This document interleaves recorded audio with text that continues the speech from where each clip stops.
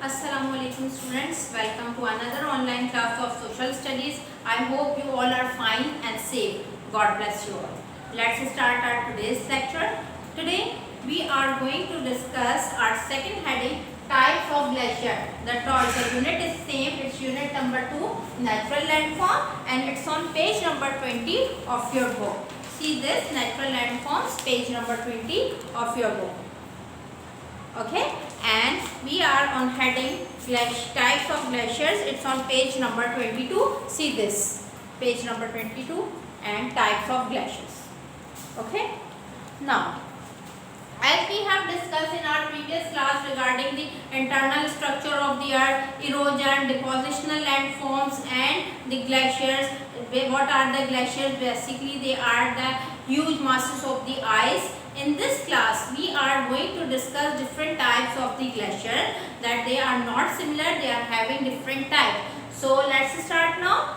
Today types of glacier, number first is the continental glacier and second is alpine. Two main types we will discuss, that continental and alpine. Alpines, this word is termed something inhabiting two mountains or above the timberline. So definitely where they would be present, the location is over the top of the mountain. Okay, and continental glacier, what are these type? Means which kind of they, what's the structure of them? Means they are very huge sheets of ice and they are formed as a result of the continuous snow falling of over the thousands of the years and they form a very stiff, hard and massive ice sheets. Okay, and about 10% of the earth is comprises with these continental glaciers over this earth, and where they are present close to the poles. As we have discussed in our previous class, that where the glaciers are present mainly they are close to the poles, as I am showing you in the book. See page number 21, this pole, North Pole, and where we are having this Greenland, Iceland, they are close to the poles. So these glaciers mainly their location is they are close to the poles. Okay, and where they are present mainly in Antarctica and Greenland, which are mainly just comprise the whole land is about the ice, and these are the coldest part of the earth. So it was about the continental glaciers. Come up to second type, alpine glacier. Alpine glaciers, these are the large masses of the ice and they are present on the top of the mountains. They are, how they form, they are having a slippery surface, and they are having slippery surface, as the temperature raise they form the smaller alpine, means mountains, alpine glaciers there, and they are having, because they are present on the top of the mountain, so definitely they would having a surface which is slippery in texture. And mountains glacier, they are also called the mountain glacier. If you have been asked to write something about mountain glacier, so you would not have to be confused. These are similar to, this is something reciprocal to alpine one, because alpine means something inhabiting to mountains and above the timberline. So these are they also, mountain glaciers are also called alpine glaciers are also called the mountain glacier, or mountain glacier also called alpine, means both are similar thing. There isn't any kind of the difference between thing. So these are the things, that continental and alpine, where they are present close to the pole. Alpine glaciers are present on the top of the mountains. Clear? These were the two main kinds of the glaciers. Now come up to the erosional landforms. Erosional landform, as we have discussed the process of the erosion in our previous class, that certain natural particles move from one place to another place by following certain climatic condition, temperature and certain things. So these landforms are formed by mean of this things like erosion. The process of the erosion has been happened in this, as a result of which certain landforms are formed. Okay, and how they form? By what the factor is raising in temperature, because here we are just discussing all about for the glacier. So their factor is not the wind is, not the something other is, definitely it would be raising temperature, the sunlight is. Okay, so due to which they form smaller landform as a process of the erosion. And erosion, as we have discussed, the process of movement of means natural particles from one place to another place by following certain climatic and temperature changes there.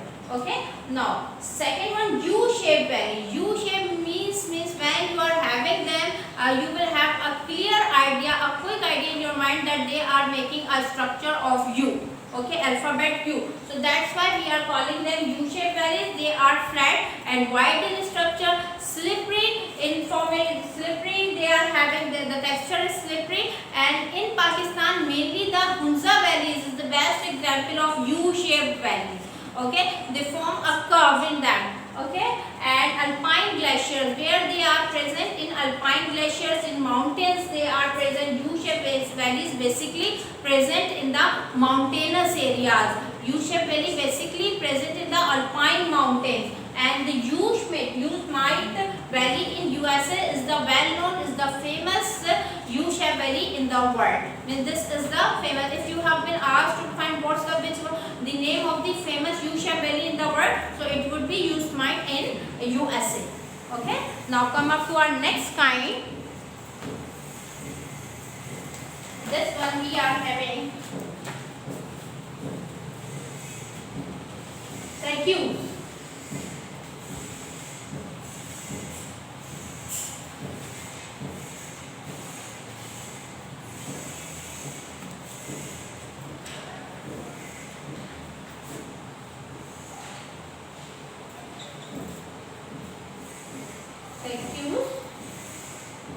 And the structure of circuit is ball-shaped structure. Ball-shaped structure. Ball-shaped hollow.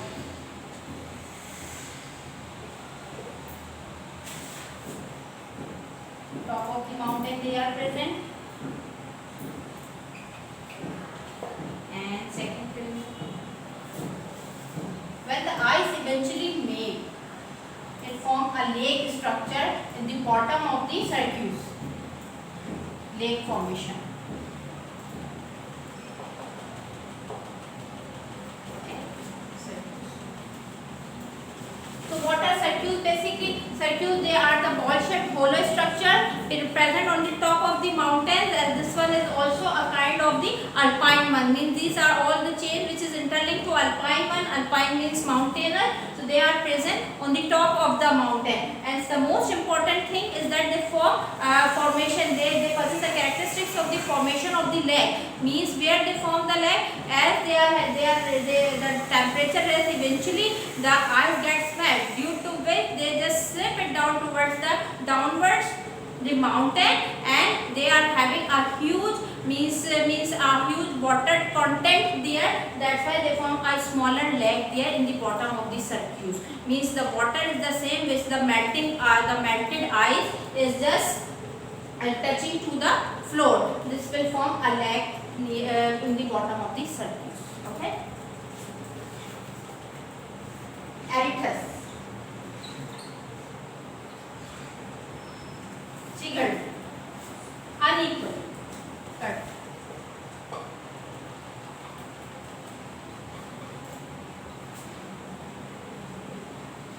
You just have to keep it in your mind this point, that they are having unequal cut and they are present on the back of the cirques. The notation is back of cirques they are present.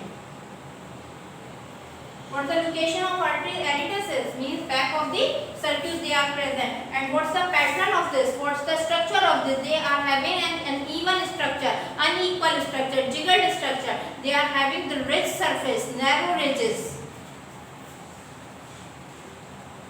Narrow ridges.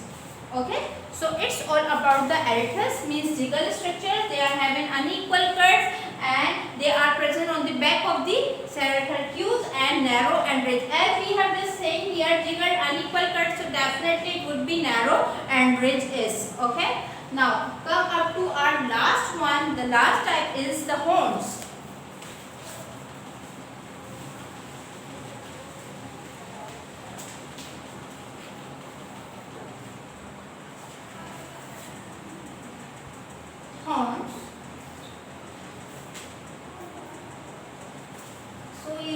It's a combination of several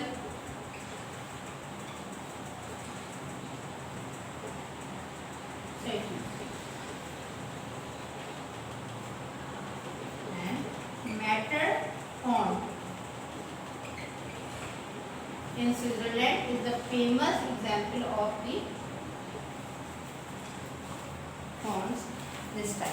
Okay, means collection of circuits, several circuits combined together, they form a pattern of the horns.